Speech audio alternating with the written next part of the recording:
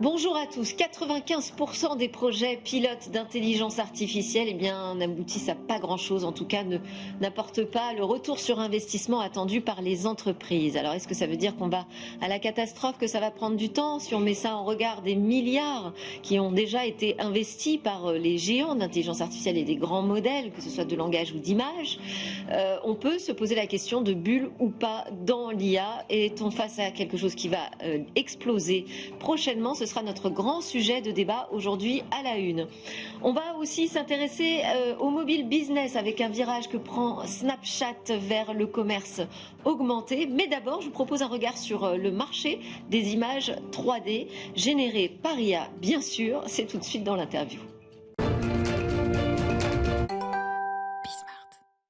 Dans l'interview, je suis avec Massimo Moretti. Bonjour. Bonjour Delphine. Vous êtes le fondateur, le CEO de Solaya, qui est une start-up spécialisée dans les technologies de reproduction 3D à partir d'un smartphone, vous nous dites. Alors, vous présentez comme une deep tech. Donc, quelle est cette prouesse technologique que vous mettez en œuvre? Ouais, effectivement, tout à fait. Donc, on a la chance en fait d'avoir des laboratoires assez exceptionnels en France de recherche et développement, notamment l'INRIA qui a inventé une technologie assez disruptive qui s'appelle le 3D Gaussian Splatting, en fait, qui est une technologie de reconstruction 3D qui permet notamment à partir d'un simple smartphone de scanner un asset, donc à 360 degrés, et d'obtenir un objet 3D en quelques instants. Alors, reconstruction, pourquoi vous parlez de reconstruction? Oui, on parle de reconstruction en fait, puisque la technologie va en fait prendre une série de photos, ou ça peut être une vidéo, et reconstruire l'asset avec des splats. Donc un produit? Ouais, un produit, ouais, tout à fait. Et effectivement, c'est l'une des technologies qu'on exploite aujourd'hui. Effectivement, nous, donc c'est une technologie qui a. Mais donc, cette technologie, elle est du côté du logiciel, parce que là, votre smartphone, donc, il sert à prendre les photos. Ensuite, qu'est-ce qui se passe? Ouais, alors nous, on a développé effectivement une suite d'algorithmes. Donc, tout effectivement le fait qu'on soit reconnu comme deep tech. Donc, on a un pipe technologique. Donc, effectivement, à partir du smartphone, donc on prend les photos, on prend les vidéos, et derrière nous, on a toute une série d'algorithmes qui va pousser la reconstruction. Parce qu'aujourd'hui, effectivement, il y a un challenge de qualité en fonction de certaines surfaces, donc que ce soit la transparence, que ce soit la réflexion, etc.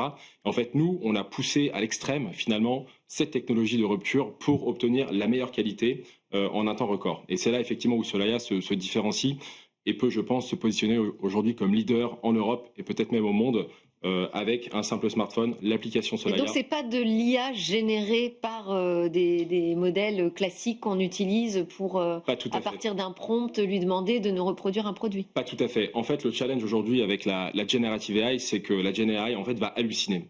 C'est-à-dire que si vous faites un prompt... Elle hallucine de moins en moins, nous dit-on. Elle hallucine de moins en moins, c'est tout à fait vrai. Désormais, on n'a plus que 5 doigts sur les personnages. Bien sûr. Ça s'améliore. Oui, tout à fait. Non, vous avez absolument raison. En revanche, aujourd'hui, on n'arrive pas au dernier centimètre, millimètre de qualité. D'accord. Et nous, chez Solaya, on travaille notamment avec l'industrie du luxe, et notamment avec des groupes comme LVMH, et chaque micro-détail compte.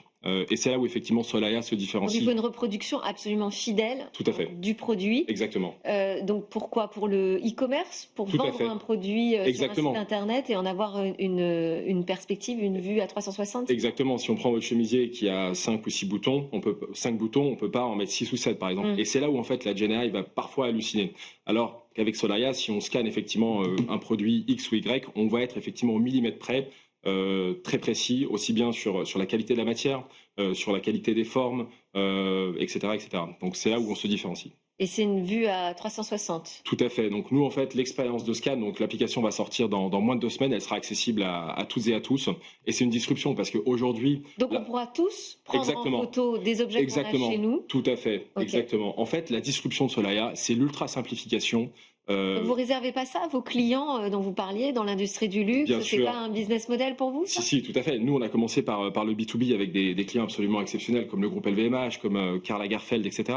Mais effectivement, nous, ce qu'on voulait, l'ambition, la vision de Solaya, finalement, c'était de mettre dans les mains à tout à chacun le pouvoir des technologies de reconstruction 3D, aussi simplement que prendre une photo. Et c'est là où je pense aujourd'hui Solaya se différencie. Donc oui, on pourra effectivement... aux indépendants, aux designers, aux petites et moyennes entreprises qui n'ont pas forcément les moyens de très grands groupes, etc. Et en fait, nous, on disrupte un coût tout en maintenant la qualité. Et ça pourrait même être sous forme d'appli gratuite? Alors, semi-gratuite, il y aura un modèle freemium pour tester.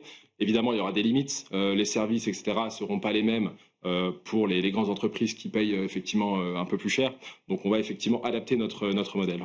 Mais là, vous êtes quand même face à des grands acteurs, c'est moins qu'on puisse dire, américains. Oui, tout à fait. Quand vous travaillez sur de la génération d'images et qu'en plus vous voulez adresser un public très très large. Ouais. Alors, on n'est pas sur la génération. Alors, il y a de l'image, il y a de la vidéo, mais nous, on se concentre vraiment sur la 3D.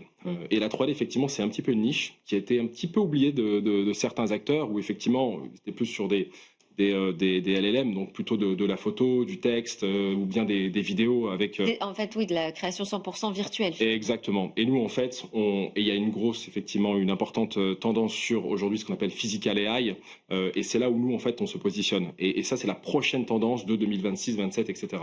D'ailleurs, OpenAI, Là, vous etc. nous dites tout le monde en parle. aujourd'hui, vous êtes en pointe par rapport à tout le monde sur le marché. Je pense qu'on a effectivement une petite avance qu'il va falloir effectivement consolider. On va annoncer prochainement une levée de fonds avec un fonds américain. Donc ça va retourner entre les mains des Américains. Alors, partiellement, on va garder quand même la majorité, puisqu'on a aussi un enjeu de souveraineté, et ça j'y tiens. On a la chance d'être soutenu par BPI France, par des acteurs assez exceptionnels en France, donc on joue quand même cette carte. En revanche, effectivement, il est actuellement assez challenging de trouver des fonds en France, surtout pour une deep tech. Et en particulier en Europe en ce moment. Oui, tout à fait. Et oui, on a dû lever effectivement avec un fonds américain qui a dégainé en quelques jours. D'accord. Bon, ça en dit long, effectivement, sur la mobilisation. Évidemment. Ok, merci beaucoup Massimo Moretti de nous avoir d'abord parlé de cette reconstruction en 3D et puis sensibiliser à nouveau sur la nécessité d'investissement dans nos tech et deep tech européennes.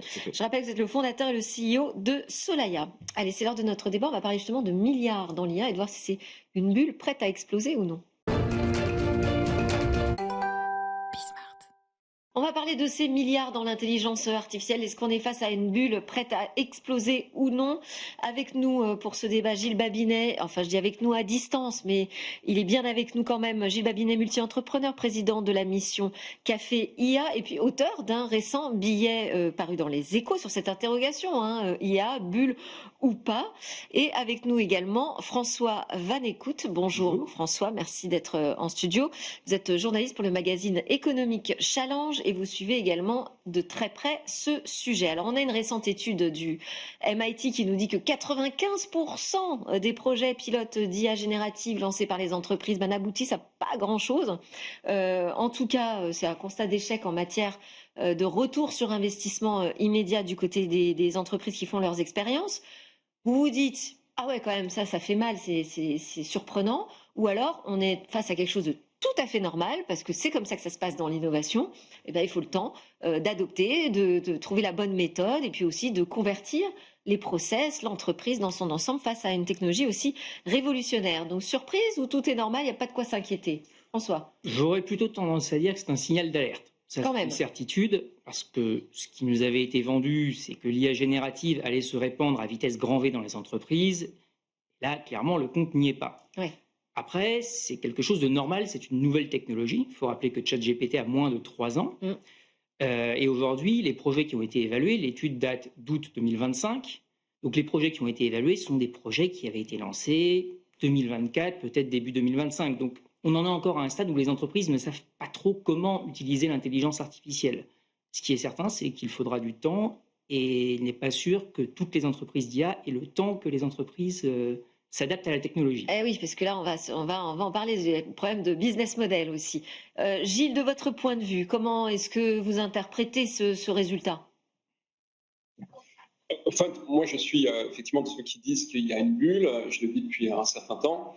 Et effectivement, c'est tout à fait structurel dans le développement de l'économie. Quand vous avez une accélération technologique, vous avez généralement des formations de bulles.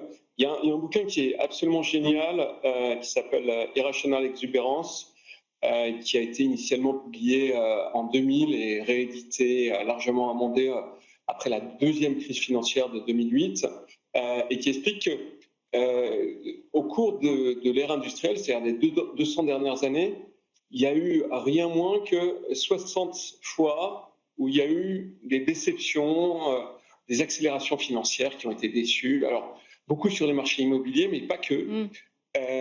Et que finalement, c'est quelque chose qu'on ne peut pas vraiment éviter en économie. Là, le problème que l'on a, c'est qu'il y a pas mal de gens qui observent que, en réalité, si on retirait les 1200 milliards qui ont été injectés dans l'IA aux États-Unis, on aurait un pays qui serait en récession. Et donc ça, c'est un peu inquiétant parce que ça veut dire que si la bulle éclate, on peut avoir des répercussions qui vont bien au-delà de l'économie de l'IA stricto sensus et qui vont contaminer d'autres segments de l'économie potentiellement assez durablement. Il faut se souvenir que la bulle de 2000, on a réussi à la dépasser à partir de 2005. Donc il faudra 5 ans avant que finalement on se remette à investir dans le domaine de la technologie et au-delà de ça que l'économie redémarre. Et puis depuis, on a eu une bulle en 2008 et on en a eu une autre en 2014. Et ce sont des plus petites bulles, en tout cas dans le domaine de la technologie, mais néanmoins avec des conséquences relativement durables. Alors, vous faites le parallèle avec la bulle Internet donc, des années 2000. Il y a eu des perdants. Quand une bulle explose, c'est comme ça. Il y a eu aussi des gagnants. Est-ce qu'on peut faire ce parallèle avec cette bulle autour de l'intelligence artificielle? Est-ce que vous voyez qui pourraient être les perdants et les gagnants? Si ça craque, qu'est-ce qui va se passer en fait? Quelles conséquences on peut imaginer? En fait, ça dépend à quel niveau ça craque. Les gagnants, fondamentalement, dans les grands modèles de langage, on les connaît déjà. C'est ceux qui sont adossés aux géants du cloud. OpenAI est adossé à Microsoft, Anthropic à Amazon et Google est adossé à lui-même. Fondamentalement, pour les autres, il n'y a pas 40 solutions, il faut s'adapter, se spécialiser, comme le fait Perplexity dans la recherche, comme le fait Mistral chez nous avec des modèles d'IA appliqués aux entreprises. Mais ça veut dire qu'on a déjà un marché verrouillé là, en fait. Concrètement, peut-être que d'autres entreprises inventeront d'autres manières de faire de l'IA générative, mais il ne peut pas y avoir 50 ChatGPT sur le marché. Les utilisateurs ont déjà verrouillé, en quelque sorte, le leadership d'OpenAI. Le gros problème d'OpenAI, c'est que effectivement, ça marche en soi, puisque leurs revenus ont été multipliés par plus de 3, vont être multipliés par plus de 3 en 2025. Ils vont atteindre 12 milliards de dollars, ce qui est colossal pour une entreprise qui a lancé son premier produit il y a 3 ans. D'un autre côté... Ils vont atteindre 12 milliards de dollars de quoi? De revenus, c'est leur objectif en chiffre d'affaires. Là, ils y sont en rythme annuel. Leur objectif de chiffre d'affaires 2025, ça va être 12 milliards de dollars contre 3,7 en 2024. On parle de chiffre d'affaires. Hein. Voilà. Et le problème à côté de ça, c'est qu'en termes de consommation de trésorerie, fin 2024, on nous annonçait 25 milliards de trésorerie, de trous de trésorerie d'ici 2029, avant la rentabilité. Là, c'est passé à 115 milliards. Donc, ça a été multiplié par 4,6, ce qui veut dire que concrètement, l'exponentielle de la consommation de trésorerie augmente quand même plus vite que le revenu d'OpenAI. Et ça, c'est un gros problème parce que si des petites startups se cassent la gueule, ce ne sera pas très grave, ce sera une correction de marché. Si OpenAI n'arrive pas à convertir son modèle et se casse la gueule, effectivement, ça risque de créer un accident industriel. Oui, et c'est-à-dire quoi comme type d'accident industriel? Parce que Gilles, vous faisiez le parallèle donc, avec cette bulle Internet. Là, vous l'avez dit, on est dans des dimensions mais qui n'ont strictement rien à voir. Hein, quand on parle de Sam Altman qui va chercher des centaines de milliards de dollars, parce que c'est ça aujourd'hui les besoins en financement, c'est une crise financière mondiale en fait à laquelle il faut se préparer. Ouais, enfin, pour moi, le plus symptomatique, c'est vraiment ce dîner à la Maison-Blanche où vous avez Mark Zuckerberg qui annonce 600 milliards d'investissements, et puis 2-3 minutes plus tard, on le voit qui se tourne vers Trump en lui disant bon, je ne me souviens plus quelle est la phrase exacte, mais en gros, il dit écoutez, j'ai lancé ce chiffre. Je ne sais pas, c'est vraiment. Je savais pas. C'est ce que vous vouliez Oui, c'est ça. Je savais pas combien vous vouliez que je dise. Si vous voulez. En fait, ça a l'air de rien, mais c'est très préoccupant. C'est-à-dire qu'on n'est plus dans un domaine de la mesure, du capital investi avec une volonté de retour sur investissement. D'ailleurs, il a fait aussi des déclarations en disant « Mon objectif, ce n'est pas forcément de gagner de l'argent, c'est d'être le leader. » Et il n'est pas le seul à avoir fait ce type de déclaration. Donc, vous êtes dans une situation qui n'est plus contrôlée, qui, pour moi, a toutes les caractéristiques d'une bulle. La seule question qui se pose, c'est atterrissage en douceur ou crack. L'atterrissage en douceur, on l'a souvent dans la technologie. Par exemple, il y a une bulle crypto, il y a 2-3 ans, on n'en a pas parlé, ça s'est dégonflé, beaucoup de gens ont perdu de l'argent, souvent d'ailleurs des petits porteurs, entre guillemets, mais ça s'est malgré tout bien passé. Ça n'a pas entraîné l'économie réelle. Là, je pense que ça va être plus difficile d'arriver à ce résultat. parce qu'on continue à accélérer. Ce que je disais, je crois, je ne sais plus si c'est dans mon papier des Échos, mais en gros, sur les 6 derniers mois, le Nasdaq a pris 40%. Dans les 8 ou 10 derniers mois, avant la crise de mars 2000, le Nasdaq avait pris 60%. Donc, on est vraiment sur une forme d'accélération assez verticale. Les similitudes sont quand même très importantes. Les déclarations inconséquentes qui avaient d'ailleurs poussé le président de la Fed, Alan Greenspan, à parler d'exubérance irrationnelle, le titre de l'ouvrage que j'évoquais tout à l'heure, eh bien, on est vraiment dans cette situation.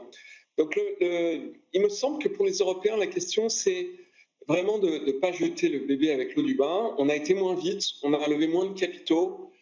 Il ne faudrait pas qu'on ralentisse aussi vite. C'est-à-dire que, en fait, l'objectif, c'est d'avoir une sorte de continuité raisonnable dans la façon dont on traite ces sujets-là et d'avoir une route qui est probablement une route différente de celle qu'ont les Américains. Il va y avoir beaucoup d'argent gâché. On peut probablement gâcher beaucoup moins et avoir des rendements qui sont supérieurs à ceux que l'on observe aux États-Unis. Mais est-ce qu'on n'a pas un problème de surestimation de la technologie aussi ? Est-ce qu'on ne risque pas de déchanter quant aux capacités de transformation de l'intelligence artificielle générative en particulier dans l'entreprise? On parle des promesses maintenant, de dire oui, alors l'IA générative c'est très bien, mais il y a mieux, il y a l'IA agentique. Est-ce qu'on n'est pas dans une course à la surestimation qui peut faire aussi exploser une bulle finalement, quand on s'aperçoit que on retombe sur ses pieds, finalement c'est pas si génial que ça, ces outils sont pas fiables pour l'instant. En soi, l'IA agentique, déjà, c'est une sorte de rebranding de l'IA générative, parce que tous ceux qui disaient on fait des modèles de langage disent maintenant on fait des agents. Alors, il y a des capacités qui se sont ajoutées, il y a des vrais progrès technologiques. Moi, j'ai pu voir avec un développeur comment les outils d'IA permettaient de coder, c'est absolument impressionnant. Donc, il y a un énorme potentiel dans plusieurs domaines. Maintenant, de là à dire que ça va transformer toute l'économie et tous les métiers, on est encore dans une phase un peu d'euphorie technologique. On n'est pas encore dans la phase où on est en train de se dire on a le plan idéal. En réalité, on a ça, ça et ça comme problème et on ne sait pas si on va réussir à les dépasser. C'est comme l'IA qui était censée remplacer les journalistes. Le problème, c'est qu'aujourd'hui, elle n'est pas assez fiable. Une IA générative peut être fiable pour faire du centre d'appel et elle est déjà pour rédiger des mails types parce qu'on n'a pas besoin d'un taux de réussite absolu. Mais si on fait un parallèle avec un autre type d'IA, l'IA prédictive. Oui. Aujourd'hui, l'IA prédictive a à peu près 10 ans. Elle commence à être utilisée pour faire de la maintenance prédictive, par exemple. Mais en médecine, étant donné que c'est une boîte noire et qu'il y a de temps en temps des erreurs, on ne peut pas laisser une IA faire un diagnostic de cancer en disant le pourcent de diagnostic raté, tant pis, c'est des morts pour la science. Donc oui, l'IA générative va s'imposer dans plusieurs domaines, on pense au code notamment. Mais de là à infuser dans toute l'économie, dans tous les secteurs d'activité, et notamment dans des secteurs comme l'industrie, la finance ou la défense. C'est là aussi on s'aperçoit des limites technologiques, finalement, de la déception de la promesse. On risque de voir le taux d'adoption infléchir, on risque de voir les investissements être moins spontanés du côté de l'économie réelle. Ça peut participer de la bulle. Il y a un autre point, parce que je vois que le temps file, sur lequel je voulais faire réagir en particulier Gilles Babinet, c'est le point environnemental. Il y a effectivement ce délire des besoins de financement, mais il y a aussi, on n'arrive même pas à mesurer les besoins énergétique et est-ce que finalement on ne va pas atteindre la limite de l'intelligence artificielle et de ses promesses et de ses capacités aussi parce qu'on aura atteint une limite environnementale, Gilles?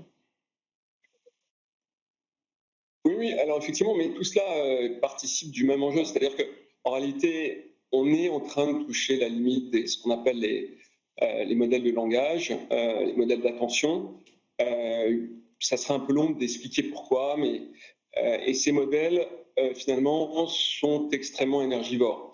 Donc il y a beaucoup de gens, et il se trouve que j'ai eu un débat là-dessus pas plus tard que ce matin, sur le fait qu'en réalité on doit passer à d'autres modèles. Donc il y a plusieurs challengers, notamment les modèles de monde, et si ces modèles venaient à se développer rapidement, il n'est pas impossible qu'on ait une rupture aussi sur le plan énergétique. Ces modèles qui sont extrêmement efficaces d'un point de vue énergétique par rapport à ce que l'on connaît aujourd'hui avec les LLM, Donc moi, je pense que finalement, il y a une sorte de convergence entre le rendement des capitaux qui n'est pas là, les usages qui ne sont pas là, les technologies qui sont en train de toucher un mur. Et donc, on va avoir une sorte de trou en réalité. La question, c'est de savoir si ça va durer ou pas. Je ne sais pas évidemment répondre à cette question, mais on va shifter vers quelque chose de différent et probablement pour le meilleur. Et d'un point de vue économique, est-ce que l'Europe est prête à encaisser une explosion de bulles de l'IA générative? Ou est-ce qu'on est plus ou moins à l'abri de votre point de vue? Fondamentalement, l'Europe n'est pas invitée dans la course aujourd'hui. Donc, Est-ce que ça ne nous met pas à l'abri? Enfin, je ne sais pas. On aura, s'il y a une déflagration aux États-Unis, de toute façon, l'épargne européenne est tellement exposée au marché américain qu'il y aura des conséquences, et il y aura des conséquences sur l'activité de nos grandes entreprises aux États-Unis. Après, pour nos startups, aujourd'hui, on a une startup qui fait des modèles de langage, qui est le français Mistral. Leur dernière levée, c'est 1,7 milliard d'euros. C'est, par exemple, 7 fois moins que ce qu'a levé Anthropic en parallèle.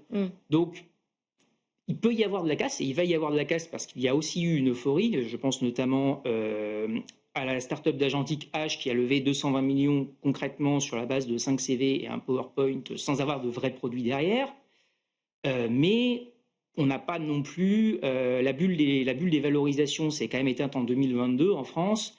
Depuis, les entreprises qui lèvent sont quand même des entreprises qui travaillent et qui ont des produits. Mistral fait aujourd'hui 300 millions d'euros d'affaires de chiffres récurrents annuels. Ouais. Donc on a une certaine maturité, enfin en tout cas on s'emballe moins. Le fait de moins s'être emballé fait qu'on tombera moins haut aussi. On tombera moins haut. Mais on aura la déflagration, évidemment, si ça crache du côté de l'économie américaine. Comment est-ce que vous voyez justement la position de l'Europe, Gilles, là-dessus? Est-ce que, parce que vous dites qu'il y a une autre voie peut-être pour l'Europe sur l'intelligence artificielle. Si on a peut-être plus de prudence, plus de lucidité, on parlera plus de retard de l'Europe, on parlera finalement de sagesse? Oui, enfin, l'Europe reste très en retard, c'est vraiment indubitable. J'étais récemment dans un sommet sur ce sujet à propos du retard européen et on comparait les Américains, les Chinois et les Européens. Les Européens, c'est des gens qui sont très bons sur le plan académique. On est quasiment, si on prend l'Europe avec le Royaume-Uni, à un tiers des publications scientifiques. Donc on tient notre rang dans ce domaine. Mais si on prend le capital, on est aux alentours de 10% du capital. Donc c'est vraiment très très en retard. Il faut qu'on rattrape. Je pense que ça pointe d'ailleurs un certain nombre de déficiences de l'organisation structurelle des institutions européennes et du marché des capitaux européens. C'est des choses qui sont bien connues, très bien identifiées notamment par le rapport Draghi. Maintenant, la question c'est de savoir si on a envie de se bouger ou finalement de se faire reléguer aux oubliettes de l'histoire à l'occasion de cette révolution technologique, parce que je crois qu'en réalité, c'est de ça dont il s'agit. Juste, je ne vais pas parler de la Chine. Elle est dans cette bulle aussi, vous diriez ça Alors la Chine, c'est très étrange et ça vaut pour beaucoup de nouvelles technologies. C'est pareil dans le quantique. C'est une boîte noire. C'est-à-dire qu'on ne sait pas exactement ce qu'ils font. On sait qu'ils avancent, on sait qu'ils investissent. Ce sont des priorités nationales qui ont été définies par Xi Jinping lui-même. Maintenant, la Chine, on en entend parler une fois tous les 6 mois. Il y a eu la petite secousse DeepSeek en janvier, qui avait réussi à sortir des modèles plus efficaces. Là, DeepSeek a ressorti des améliorations de ces modèles qui gagnent encore une fois en efficacité, mais pour le moment, je suis incapable de vous dire combien la Chine investit exactement dans cette technologie et si leurs modèles vont finir par faire un bond technologique. Pour le moment, je pense que quasiment personne n'est capable de dire exactement où va la Chine et si la Chine est en avance ou en retard. Merci beaucoup de nous avoir éclairés sur ces sujets. François Van Écoute, donc journaliste pour le magazine économique Challenge, et Gilles Babinet, président de la mission Café IA, d'avoir été avec nous également. C'est la fin de notre débat, mais Smart Tech continue à s'intéresser à ce qui se passe du côté du business dans le mobile.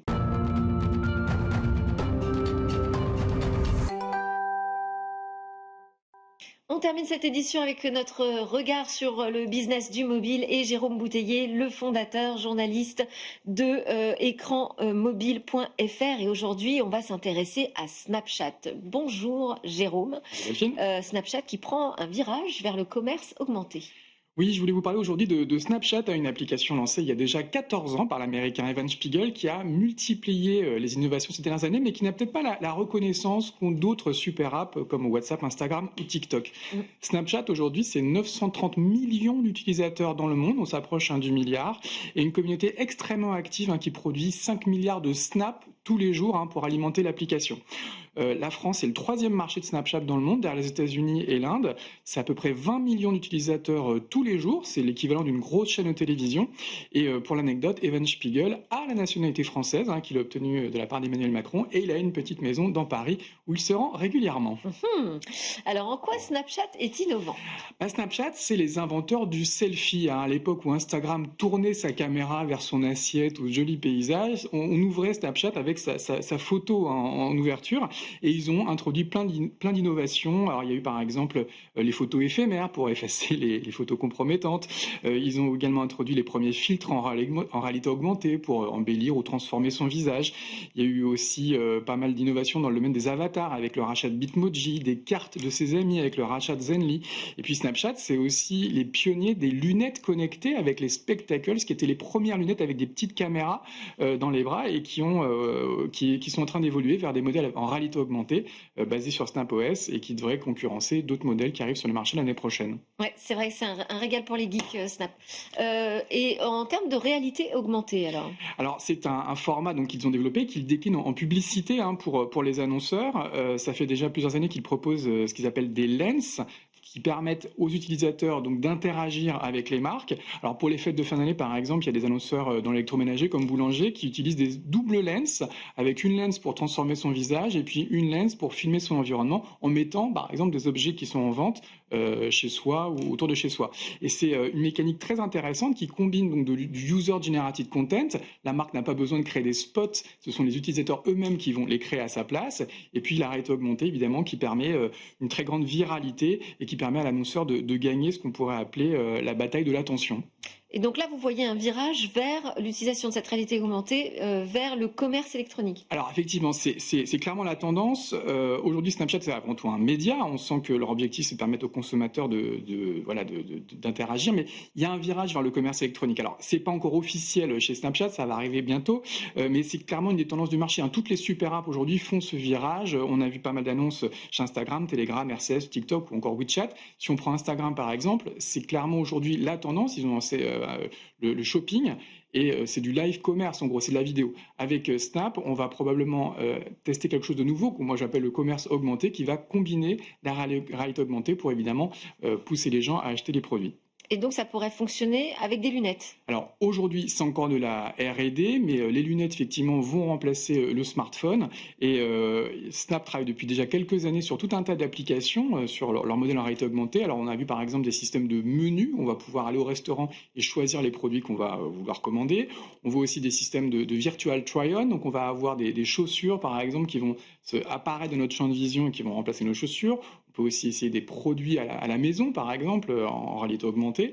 Et il y a beaucoup d'usages qui vont apparaître dans le dating, dans le gaming. Le seul point évidemment bloquant, c'est l'usage, c'est le hardware. Il y a encore peu de gens qui ont ce genre de dispositif, mais 2026, ça va être une année clairement de bascule. Il y a le modèle de Snap qui arrive, il y a le modèle de Meta qui arrive, il y a des rumeurs concernant Google, Samsung et probablement Apple, et ça sera une nouvelle dimension pour le commerce électronique qui va rentrer dans ce commerce augmenté. Commerce augmenté, la formule de Jérôme Bouteiller. Merci beaucoup. Vous êtes le rédacteur en chef d'écranmobile.fr, je le rappelle. Merci à tous de nous avoir suivis. C'était Smart Tech. C'était un grand plaisir d'être avec vous. On se retrouve très vite pour de nouvelles discussions sur la tech, sur la chaîne Bismart.